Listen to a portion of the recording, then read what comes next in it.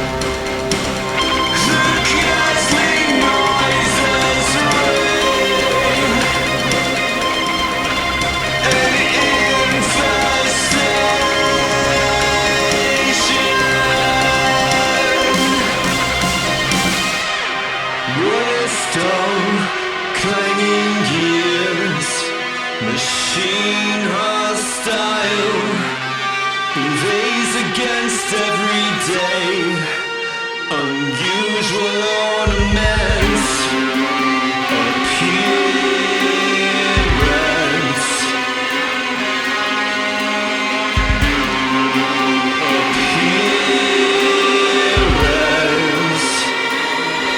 shut away, between glass and marking walls,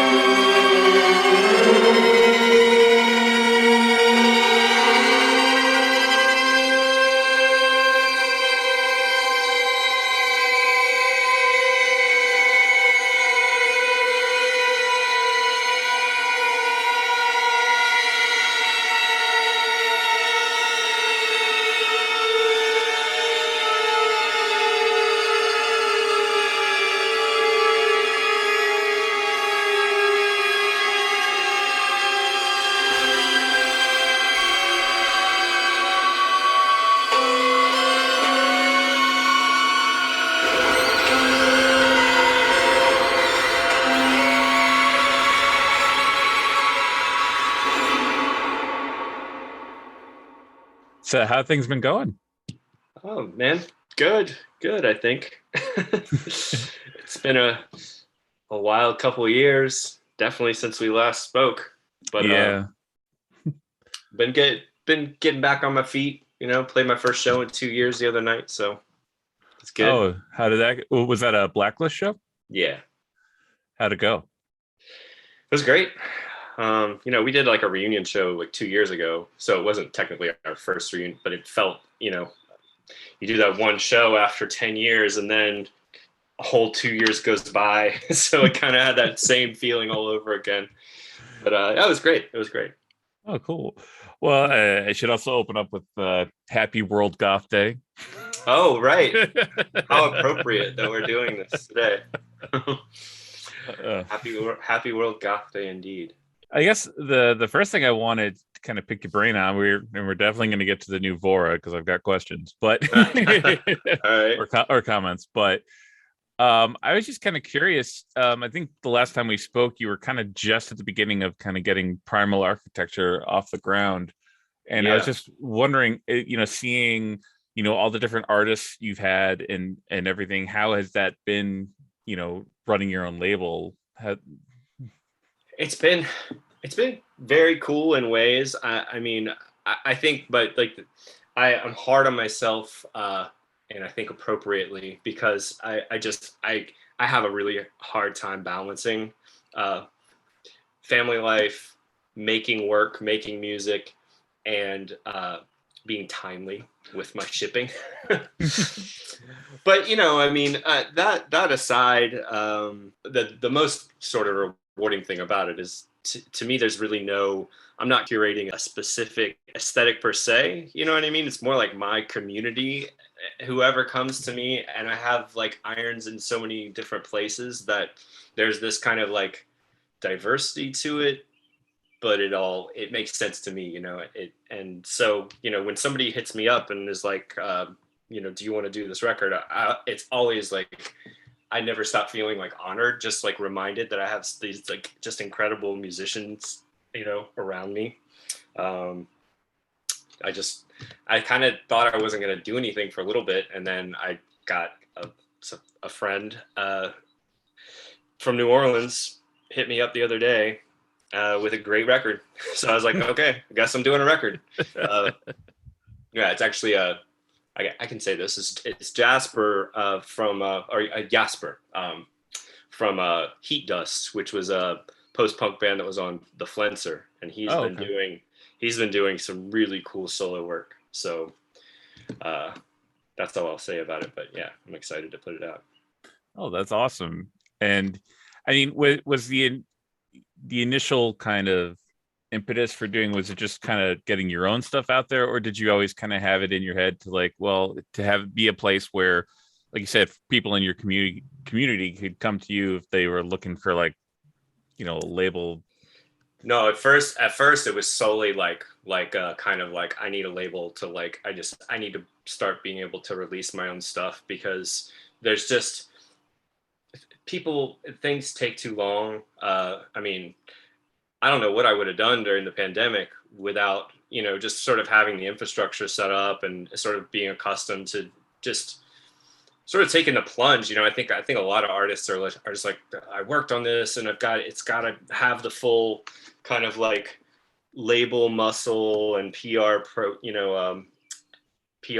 campaign and tour behind it. And it's like, I get that, but by the same token, I'm like, I've got enough stuff that if I still got the things that are coming out on the labels with the PR campaigns and things like that, but then there's like 20 other things I can't wait. You know what I mean? And I guess there's some people out there who will like shop it around to a label, and label says, you know, sure, I'll do it, but maybe 2 years from now. Yeah. Which is what people are literally being told right now. I mean, I can't fathom that. Yeah. Well, another thing I noticed about, you know, your releases too, is you do those really kind of cool, like limited edition cassette runs and such like that. And Yeah. I think like one of the other big things from the last 2 years is just, you know, vinyl is not very much an option anymore for most indie musicians or bands. It's or crazy. labels. Yeah. No, I mean, I've had so many different kinds of experience with this problem, from having projects that have, you know, I submitted 2 years ago that haven't come out yet. And I was watching this documentary on Shudder the other day about found footage horror films, and there were two particular directors who were talking about how they started a film and were completely in the midst of working on it. You know, they had their concept, and then a bigger studio came along with like more or less the same idea and had the resources and to sort of pound out this. So there was apparently, I guess, a zombie diary type thing, which then Romero came along and was like, I'm going to do something similar. And so it makes these guys look like they're the copy. Right. Yeah. You know what I mean? And it's like you sit on a record for 2 years and your idea was really novel at the time. And then like literally watch stuff come out and you're just like, great. Like you Yeah. have been kneecapped, you know what I mean? Yeah. So, but no, yeah. And I definitely think that people, you know, with streaming, so there's so many people even who like support artists and buy vinyl who are still buying the vinyl and then just streaming, you know, unless they're a DJ, they're just like devoted. They like the object. They like the collector aspect. But I think more and more you can get, like, if you're just going to stream it but have an object, then like it can be any object, right? Right. It could be a T-shirt, you know? Yeah. So yeah, but that's always been, you know, I mean, I lived with Peter Schoolworth of Weird Records for a little bit, and it made an impression on me. Like he was doing these like limited CDR runs where he would like just he had this stencil thing and he would hand spray paint the logo onto the CDR and just put these little things together, burn it in, and people died for that. They loved it, and I was like, as we were making them, I kind of got it, you know what I mean? And I think that like left an impression on me. I was like, you know, it's cool. Like if all we're doing is just like sort of trying to imbue some physical object with the aura of this music, but we're never, you know, maybe never going to actually use it for what it's used for, then it can be anything. Yeah, just like a little art piece, you know. So yeah, I mean, I agree. I think yeah, because I think, well, I mean, you know too, you know, growing up in the 90s as CDs were kind of coming to prominence and vinyl was kind of, you know, going away. I mean, my family still had a record player, so to me there was a very real thing about going out and getting like an Iron Maiden album on vinyl as opposed to the CDs and cassettes I had. But totally.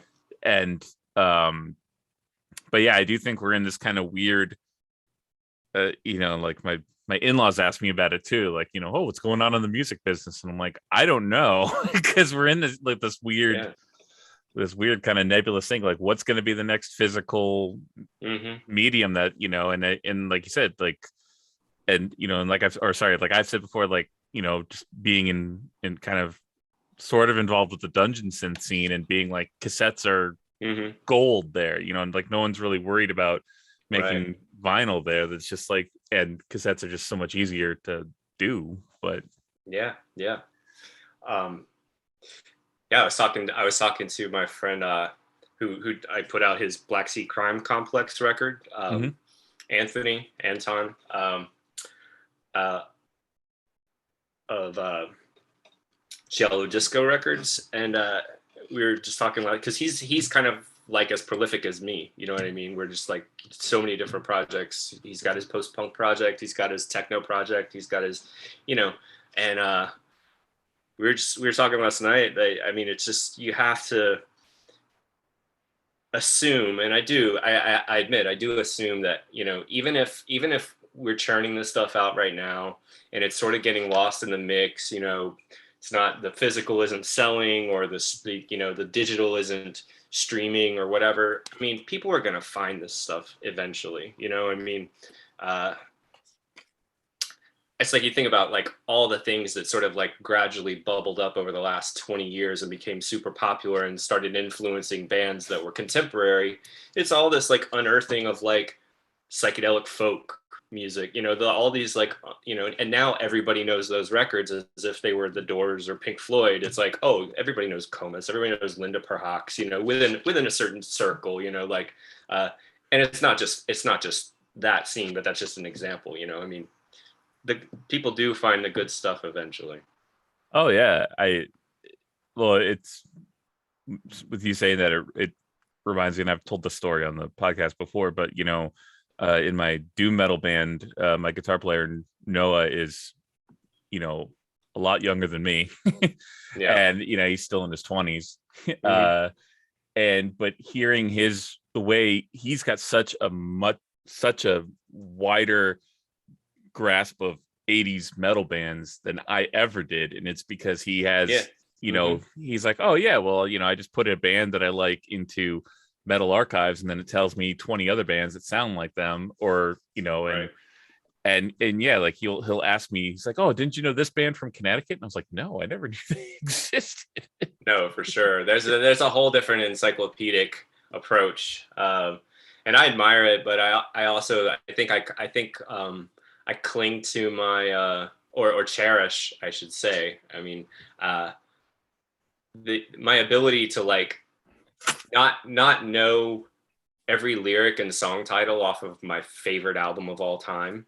You know what I mean? Like I literally couldn't name you every song off of David Sylvian's Secrets of the Beehive. And I'll get hooked on a record and I'll just sit there and, you know, like whether it's a new thing or an old thing, and I'll just listen to it for, you know, I mean, sometimes I do that. Sometimes I get really excited and I want to find everything else. Other times I'm just like, I'm good. You know what I mean? Like, I'm just focused. I got into Queensryche's The Warning, which is a record. I had the tape, you know, in high school, but it didn't really land with me the same way the rest of it did. I liked a few songs. I'd listened to like Enforce and stuff like that, but like something hit me a year ago. It's like my favorite, suddenly my favorite Queensryche record. And just listen to that for 2 months straight. You know what I mean? Yeah.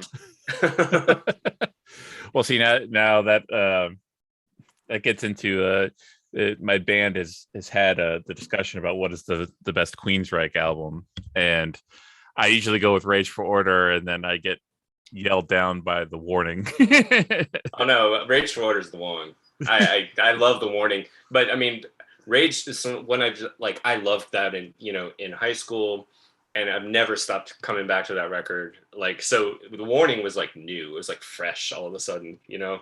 And I think one of the reasons it hit was because I was like, when I was into Queensryche in high school, I wasn't a big Maiden fan. I had like the first Maiden record. I was like a Paul Dano Maiden guy in high school, and so yeah, it was like when I heard The Warning, that like after listening to a bunch of the Dickinson Iron Maiden, I was like, oh, that's where that's where it started. Yeah.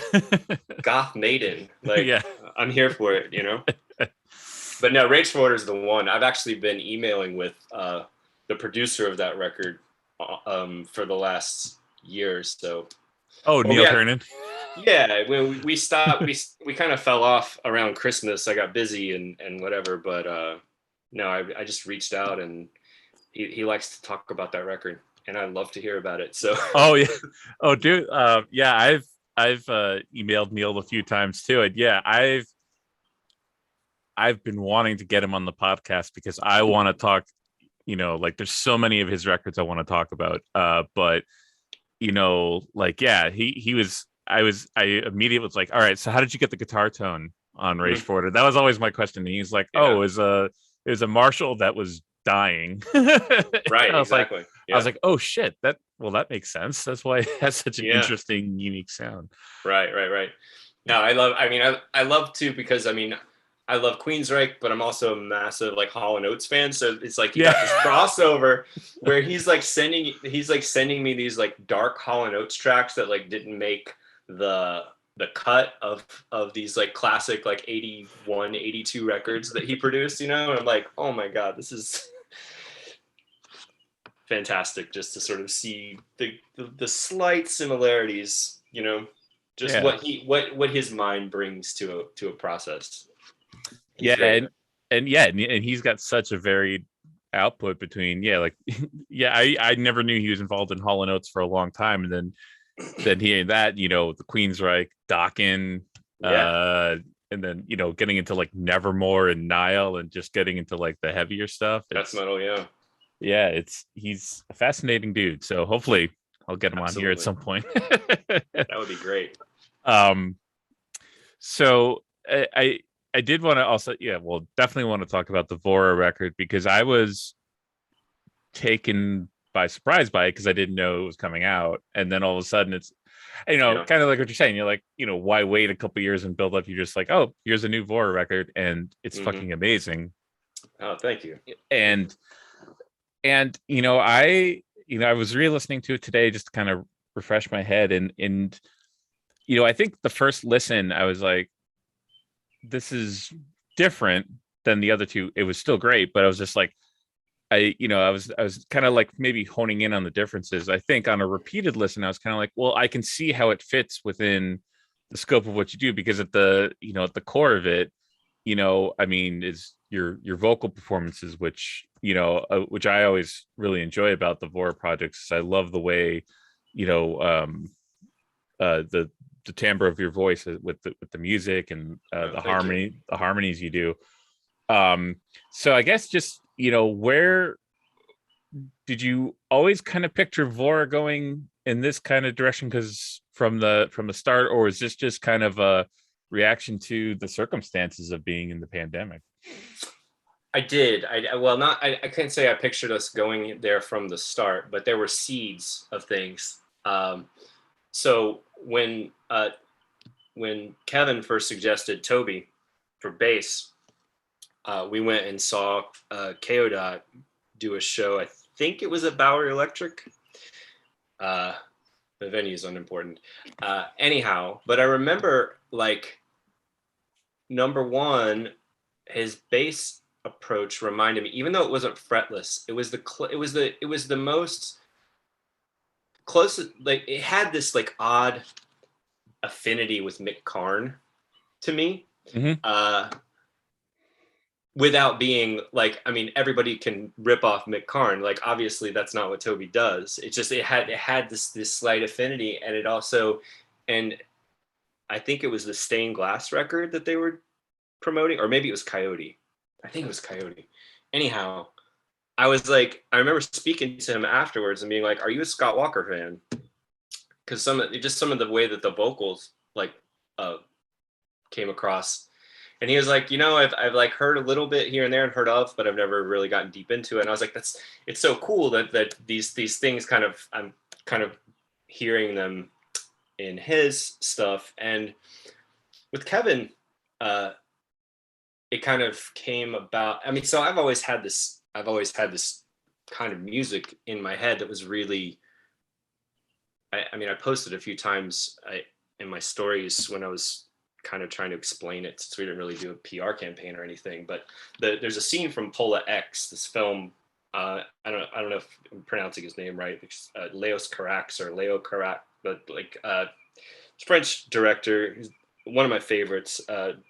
But Scott Walker did the soundtrack for that. It was the first soundtrack that he did, and there's a sequence where they arrive at this old warehouse, and it's, you know, all set in Europe, and there's this, like, down in this pit, you hear this like crazy industrial symphony type stuff, you know, kind of like, I mean, Scott Walker conducted it or composed and produced it, but it sounds like, you know, Glenn Branca with Einstürzende Neubauten, you know what I mean? And I was just like, that is the coolest music I've ever heard in my life. And you know, on the Scott Walker records, he gets close to that on stuff like The Cockfighter on Tilt and thing. And but so yeah, I'd always had that in mind. And then like Kevin started doing the prepared guitar, the prepared ukulele stuff, prepared guitar. And so it was a thing. And at the time, Charlie was still in the band, and he had done all this, you know, Steve Reich stuff with Bang on a Can. And so there were these things that even though we were like making this sort of like melodic, sort of black metal inspired stuff, there were these elements of what they all knew how to do that I was just kind of like, oh, you know, we could go. And it wasn't that those elements weren't in Vaura, you know. I mean, there were these moments kind of where we were doing these more chanty, textural, weird incantation kind of stuff, and messing with like drum machines and synth textures. But I had always, actually, when I left New York after we'd made The Missing, I sat down with everybody and I was like, okay, here's what I want to do. Like, total left turn, let's do this. And we had a hard time sort of like making that happen from a distance. I actually wrote Repulsion Paradigm. It was the first one. So they got together in the studio, the three of them, or maybe it was just Charlie and Kevin, but wrote a couple of fantastic, like, melodic guitar based songs. And I was like, this is, you know, these are great. Like, let's use them eventually, but this is what I had in mind. So I went and I kind of started trying to mess with that. And, you know, so it came together as like me kind of trying to do this like Steve Reich woodblock thing, which I figured, I was hoping then Charlie would, you know, maybe sort of get into some weird phasing, like play it himself. Yeah, that's a long way of saying that. Yes, I did. I did always kind of want to go here. Okay. And even I was revisiting because I was playing. Somebody was telling me the other day who had just heard the record for the first time what their favorite songs were, and I was like, I hadn't listened to it in so long. I was like, interesting. I'm gonna go listen to those, and then I want to compare them to the other ones. And I'm hearing things in even that record that have affinities with the new one. It's just that instead of it being all these weird found sounds and metal percussion, it's acoustic guitars and drum kit. You know what I mean? So Yeah, that's cool. And well, and when I was talking to Kevin earlier this year, I was, my ear kind of, I kind of like get drawn initially to like different guitar tones, because if it's something that's outside of what I normally hear on like a rock record or metal record or whatever, I'm usually kind of like, oh, that's an interesting choice. And so, and he was mentioning like the different pedals you sent him to use, and just those crazy textures. How did that come about? Just well, so when I did the demo for Repulsion Paradigm, I put my voice through a harmonizer. I was sort of starting to I was kind of trying to frustrate the authenticity of everything in a sense, like, which wasn't, it was, I guess I was trying to warp it. You know what I mean? I didn't want anything to sound like what it sounded like, okay. like the exact opposite of the Steve Albini thing. I was kind of, because there was this idea which grew even more as I started sort of like figuring out what the lyrics were going to be, of depersonalization. I was like, I have this vocal that people probably recognize, who know Vaura, know like my, and then everybody in the band is really distinctive, right? But like, so what if you screw that all up? What if you sort of like force that through some lens or prism, and for me, I was going through this weird like anti-rock thing. I didn't want anything that sounded like a guitar chord. So I was like, so I was like, the ring mod, it sounds like that, like what would, and it's like, when you're dealing with, when you get to make records with people like Toby and Kevin, you can always be sure that what they're gonna do is gonna be super creative and fantastic. You know what I mean? Yeah. So it's like I kind of like throwing these curveballs at them to see what they'll do, and that was more or less, how that came about. Well, that's awesome. I mean, I love the textures. I love the atmosphere of the whole thing. Just like sucks you in, and like I said, I mean, there is still like, it sounds like a Vaura record to me. It doesn't sound anything, like something complete, which, but right. Definitely, the left turn you're talking about. What one thing I did make a note about was from on the hybrid Abomination. I just was like, I don't know, I was just like really enjoying like the kind of evolution of like the guitar doing the kind of like super spring reverb, like slapback like thing, and then eventually you build into a Queensryche kind of like right. clean texture. I love that. I don't know. It always comes out, right? I mean, yeah. You can't get away from it. I even hear it in like, not just Vaura. I mean, there's something about like, I think us all learning those records at a formative time, you go to certain chords, and there's just, I don't know. Yeah. But no, that was, every single one of those. I mean, that was, I've never written a record that in such a manic state. I mean, that all came together, like really, the meat of the material came together in 2 months, like of just like, I mean, just, I was in my studio, because there's, I had the whole basement of the house we were living in. And I would just go down there. My daughter would go to my parents' house, and I would just go into a state, and it was really, really memorable. So yeah, that's awesome. And then one other thing, because I know I kind of discovered this guy as well. Like you mentioned the influence of Legati on the lyrics, and where did that come, or not where that, like, how did that come about? That was like, I mean, honestly, a lot of my, almost every, I was thinking about this earlier today. A lot of when I get this inspiration to like do a spurt of writing for a project or start a project or an idea for a record, it can come from gear or it can come from a sound I want to hear, but it can also come from like an idea or an infatuation with a book. I mean, like the whole Desolation Colony project, like was at the intersection of me going to Europe and sort of being more around this sort of like new kind of like EBM techno industrial scene that's really big over there. It really spoke to like me as, you know, somebody who grew up on like frontline assembly, but it's a new kind of like approach to that.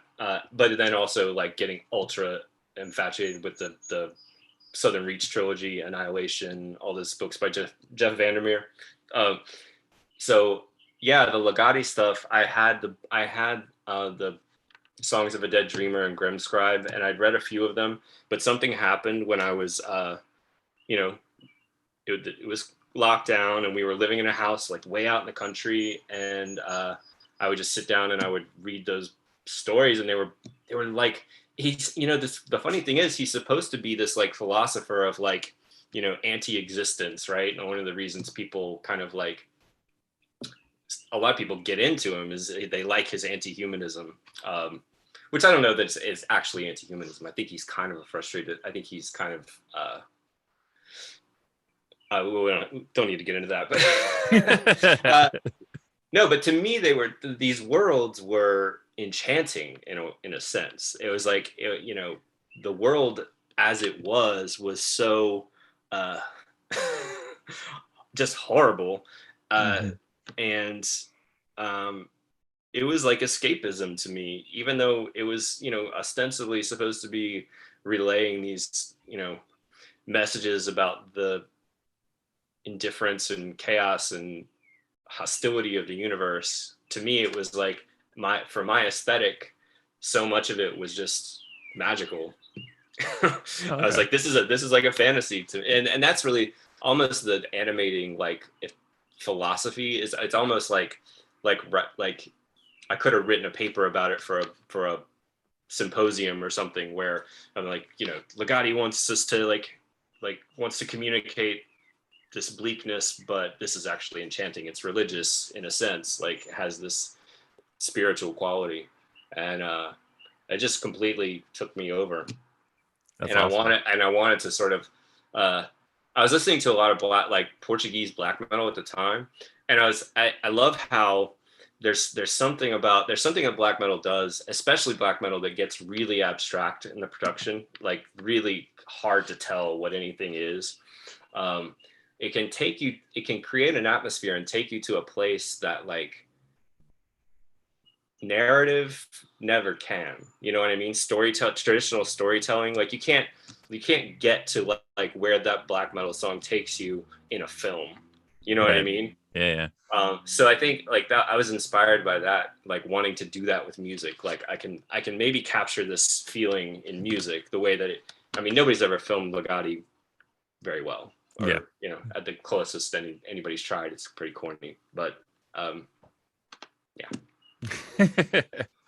Oh, that's awesome. And so, well, and one other thing I noticed, correct me if I'm wrong, because maybe I missed something, but on the first couple of Vaura records, I mean, you were very mysterious about your lyrics, right? You didn't really have lyrics out there. Yeah. And I was just kind of curious what the mentality behind that is. Well, so it was really the first one mainly, and the first one was me coming off of like Blacklist, which is very political and real world and manifesto-ish and soapbox, you know, fist in the air, here's what we got to do kind of thing. And I think I was running the opposite direction from that, into abstraction, into something that was more poetic and harder to pin down, you know what I mean? But then also the themes of the record had a lot to do with, you know, I keyed into these two Borges stories, one of which is about seeing everything at one time, and seeing everything in the world at one time, uh, as this sort of like metaphor or way of art dealing with the experience of sort of the technological world, Yeah. like, so the idea was very much, and it's something I've kind of held on to in various ways. I mean, I'm not obviously as hardcore as I was about it right then and with that record, but, just about trying to embrace something hidden, something that's like not immediately accessible. I definitely, in the recordings, I tried to sometimes make, I would like say two different words over top of one another. Oh, okay. But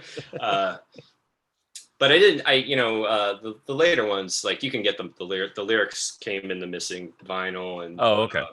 and the Sables too, I think. But so it was mainly that one. Yeah. I just want to jump in to say thank you for listening, and here are the ways that you can support us. Subscribe to The Color of Air on your favorite podcast app like Apple, Stitcher, Radio Public, or Spotify, and be sure to rate and review.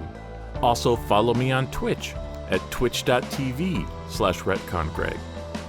Join our Patreon at patreon.com/Ret Con Industries, where we have 3 monthly subscription tiers of $1, $5, and $10. Depending on which tier you choose, you will have your name listed in the credits for every future podcast and music release, as well as access to bonus audio and video content, Bandcamp discounts, and exclusive merchandise through the Ret Con Swag Club. Finally, please check out all the music up for sale at retconindustries.bandcamp.com. And now, back to the podcast. Bring up a good segue because I was going to ask about the new Blacklist record, and I mean, you said you had the show a couple years ago. Yeah. Was the album kind of in the works then, or was that more? Oh no, Nope. Not at all. No. I mean, it was really a one step at a time thing. It was, we hadn't been in the same room together and had a conversation in, however long, 10 years, something like, been a really long time, and we just were at the same party, and the DJ like got us together and was like, I want you to get Blacklist back together. Here's what I'll give you to do it. And we're just like, let's try it. Oh, okay. See what happens. And we had a good time. We got along well. We'd all, grown past some of our, bullshit, and then I guess it wasn't really until, so we got booked to play Wave Gothic Treffen in Leipzig, which we were booked to play shortly before we broke up as well. So I was like, hey, it'd be kind of cool to like go to Treffen as like a band with a record, like not just a nostalgia act, like, here's your chance to see Blacklist, but like new material. What do you think? And they're like, sure, let's go for it. So okay. I went up in June of last year, and we wrote 4 songs. We didn't really, I don't think we knew what it was going to sound like. We had a few inklings. There was the kind of like heavy Killing Joke side that was the 7-inch that we did around the reunion show, and but what we ended up coming up with was really different, and I loved it. So I was just like, I got a direction. I'm gonna go home and start hammering away, and I started digging into the old, demo tapes to sort of like find stuff that fit with it, or things that we should have, done more with, or directions I wish we would have pursued more. So that's how it came about. And then it went really well. We were happy with the workflow was great. Communication was great. I don't think anybody was ever feeling compromised. You know what I mean? Yeah, like, yeah. And I think that was an issue for us before. Everybody, like in that band, everybody has very strong in a lot of bands, it's like I feel strongly about this, but not this. Yeah. What I mean. But with Blacklist, at that time back then, everybody felt strongly about everything, Yeah. and that's really hard. So I think it was good, just being more laid back. You're like, okay, well, this is what I care. It was more like that this time. It's like, well, here's what I care a lot about, but this, do what you got to do. So yeah, That's awesome. just happenstance, really. Lucky, Okay. I guess. And do you have many? So the record comes out in the fall, right? And do you? I mean, is there plans for any shows or touring, or is it just gonna be like maybe individual shows here and there? Yeah, no. What I think we're gonna do we have 3 shows at the end of July. Province, 2 in New York, maybe 1 in New Haven, and then I'm working on maybe booking some like Mid-Atlantic type stuff in August or September, and then the record will come out, and that'll only be like a week, and the record will come out, and I guess we'll see. We'll definitely like want to try to do some, all the guys have day jobs, you know what I mean?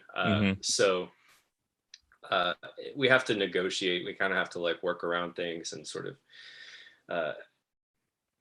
I've got a kid, Yeah. So we got to make it all work. I think everybody's like excited to do as much as they can. So we'll see what that ends up being. Okay. But Cool. but no, it's not good. Like we're gonna play for sure. Okay. That's awesome. I've been making a lot of promises, so I gotta. People are like, "Come to this, country." I'm like, "We're gonna be there." So I gotta make good on those. And wait, did you say you're playing in Providence? Yeah. Oh, that's awesome. All right, cool. That's nearby, sort of.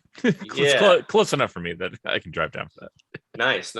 Yeah, like maybe New Haven, Providence, and I forget what there was a city in New York I didn't recognize. Anyhow, and then we're doing a Union Pool show. So those are with Pop 1280 and Photocrime. So Cool.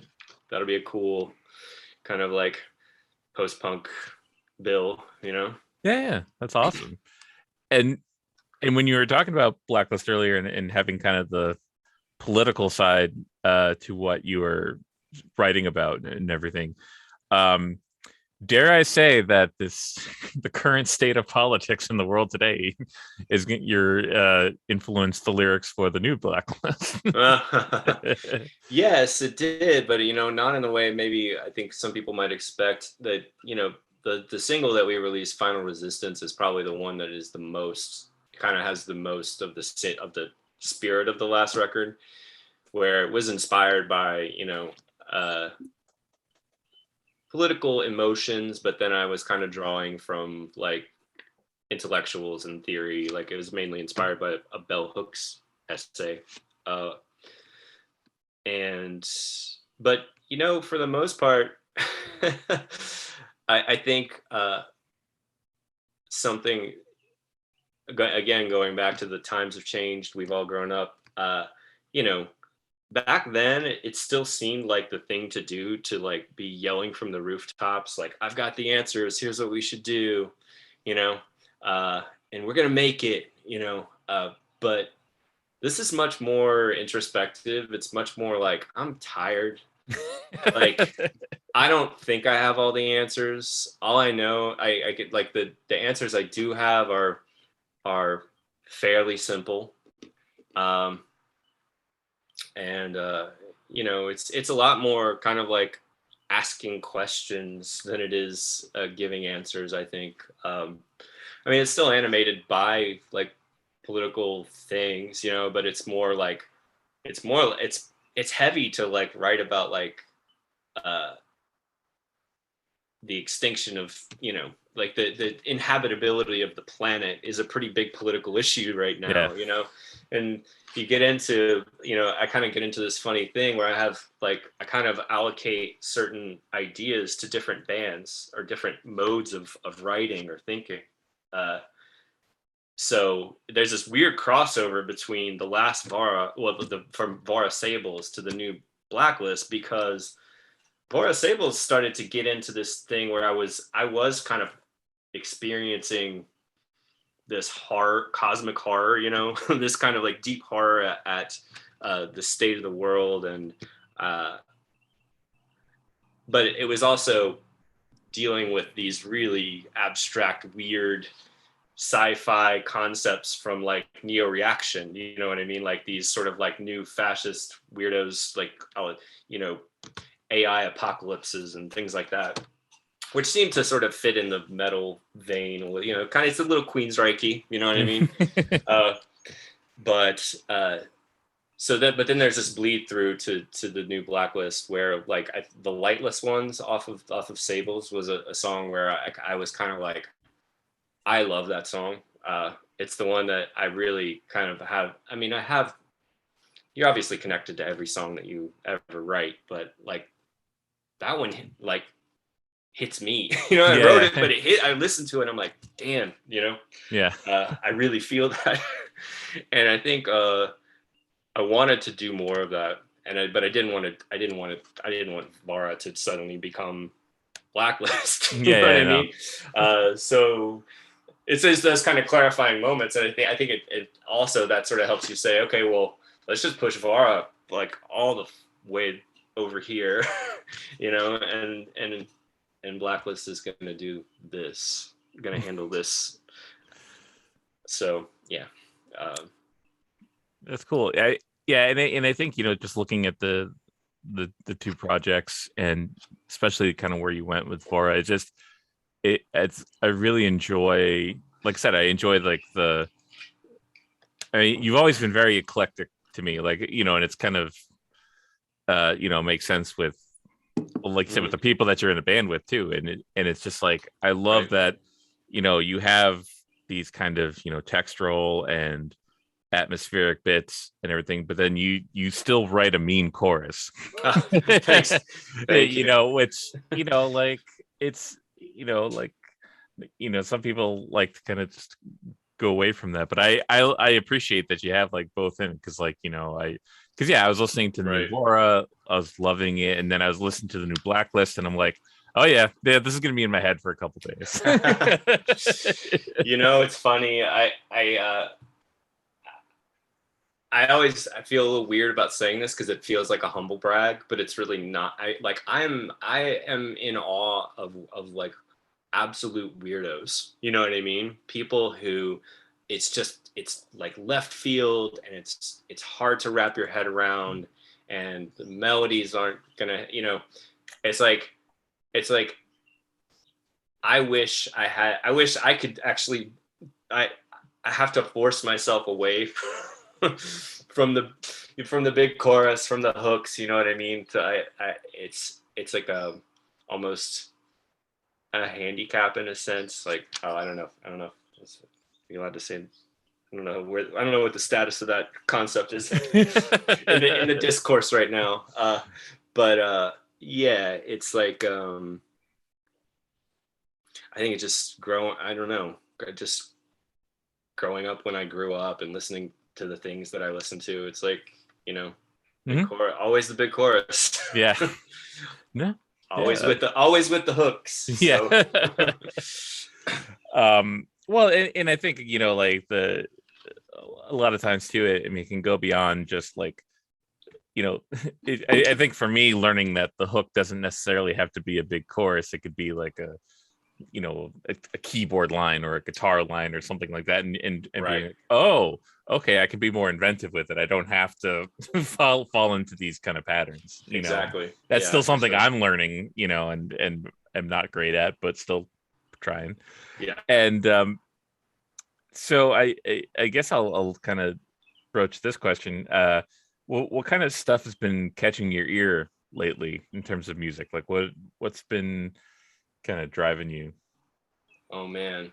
Well, most recently I've been getting into all this new Rotting Christ stuff, which I've known about them for a while, and I've seen them live like maybe 5 years ago, but I guess since then they've like started this, you know, a whole kind of new aspect of what they do with these really just killer, like clean choral you know, vocal things. Super into that. I don't know though. It's funny. Throughout a lot of the pandemic, I was, or the beginning, I think like a lot of people, I was listening to a lot of ambient music. I was getting into like Eno on Land, Juliana Barwick, a lot of Harold Budd was the big one for me. Mhm. And again, it's another artist that wasn't new to me, but I never delved like just that head first and fell so deeply into it. But yeah, it's I do kind of have a thing where it's funny because I don't think I'm a black metal fan in the way that a lot of people are, like a lot of big black metal fans are. But I do always come back to it, and it always provides me with like interesting forms of inspiration. Like with the Vein War record that I did in October, that was like very unexpected. I just like an old friend here I used to work in a movie theater with, and I got together and started goofing off. He's a bass player, but he's kind of comes from this more like DC punk sort of, he's like, he loves shellac and stuff like that, Fugazi, and just came over and started writing some like riffs, and but then I was like kind of playing black metal guitar over it, and it's like almost October, and I was like, let's just throw together this like, kind of like Danzig, like sort of fun, like just go as like almost unabashedly like goth and black metal. So, but I mean, you would go listen to that record, you'd hear like aspects in the guitar playing that's, tremolo picking and things like that. So it's pretty much of a punk record, in a lot of ways. But Yeah. yeah, I don't know. It feels like it's really all over the place these days. Last summer when I was writing, one of the most I think distinctive, like all summer last year, we had kind of coming out of the pandemic, we moved into town and got a pool membership and spending the days at the pool, and like all I was listening to was like Concrete Blonde and Scandal and like Belinda Carlisle and 80s Fleetwood Mac, just these like great kind of like car jams, you know what I mean? Mhm. And that actually had that was a huge influence on the writing of the Blacklist record for me. Like I was literally sending Glenn like Scandal tracks as like blueprints for like I was like, dude, like something like this in the drums, like so yeah, it's a bit all over the place. Okay. Well, I mean, and I've always kind of appreciated that too, because like I feel like, like I learned about, David Sylvian from you, and just seeing you talk awesome. about, you know what I mean, like Okay. in Japan. You mentioned Nick Carn earlier, and I remember I forget if it was from you or from someone else, but yeah, just like learning about all these artists, and yeah, I think it's really cool. I've always appreciated kind of the varying different art, because you always speak pretty passionately to me about the music that you're into, and so that like I feel like that kind of more than like a buddy saying like, hey, here, check this out, maybe you'll like this or whatever, but like it's more like Right. it's I don't know if I'm describing it correctly, but I appreciate Oh, it. that's awesome. Yeah. It's not like just to tell a funny Toby story on here is like I remember he had gotten that CD by that band Lulla Cry. Do you remember them at all? They're No. like a late 90s, early 2000s, like kind of Century Media kind of a thing. But like I remember he specifically gave the CD to me and was like, this band sucks, but you might like them. That's amazing. I was like, that's awesome. Thanks, man. That's makes me want to listen to them. Sure. That's great. That's great. And with all the different stuff you've got going on, I mean, what kind of projects do you have in the works now? I mean, Blacklist in the fall, but what other stuff do you have on the horizon? So I think mainly, so Zora and I are working on some Azar Swan songs, Oh, but awesome. she's actually got a solo record coming out soon that will probably be. We've actually had a new Azar Swan record in like that we started working on about 4 years ago that I'm really excited about. But when it happens, it's going to be the ultimate incarnation of Azar Swan, because there's going to be a crazy live drum section. We're getting really into like Fela Kuti and Talking Heads, and it's just big, crazy. And we were living in New Orleans, and met this bass player with incredible feel. We started pulling in like live bass, and it just has a whole new. I'm super excited about it, but it's we haven't gotten around to like figuring out how we're going to finish it, because it's in this state where we've just like we have to sculpt it. It's like, because everything is vampy and repetitive, so now it's about arrangement. You know what I mean? And also getting everybody in a room, which isn't easy because we're all in different cities now. So we have like a couple of like kind of dark wavy songs that we're going to put out. But for the most part, Blacklist, like next year is the 10-year anniversary of The Missing, of the Vaura record. Oh, wow. And the goal, my big goal, and I don't know if we'll accomplish it, is I want to keep working on music that's similar to Vista this year, and just putting it out the way we did, and hopefully get a label who might be down to like put it out as a physical down the line. But we have to find a drummer, and hopefully by next year we're ready to do like a tour hustle that we've never done before, and like get the band out there in a way that it's never been out there, is my hope. Fingers crossed, no promises, but we'll see if it happens. And aside from that, I have the Desolation project, the Desolation Colony project, which I was telling you about earlier, which is a kind of more comes from like the stuff I was writing with Azar Swan on like Savage Exile, which, that record was basically like Zora wrote some songs and I wrote some songs, and we put them together because her stuff was so complete, and then I was doing the stuff that kind of fit, like this Dead Can Dancey way, where you got the Brendan song and you got the Lisa song. But so I was kind of getting more into this, like, it's like, I guess it's like, the whole scene, the EBM techno scene is just like, it's like industrial music, but without a lot of vocals, a lot of it's just kind of more in a dance floor, kind of like techno venue. And I was really inspired by those venues, by the rooms. I was like, I want to make music for a room like this. The systems are so incredible. But I did bring in some vocals, like kind of like these kind of like textural, kind of like black metal inspired vocals.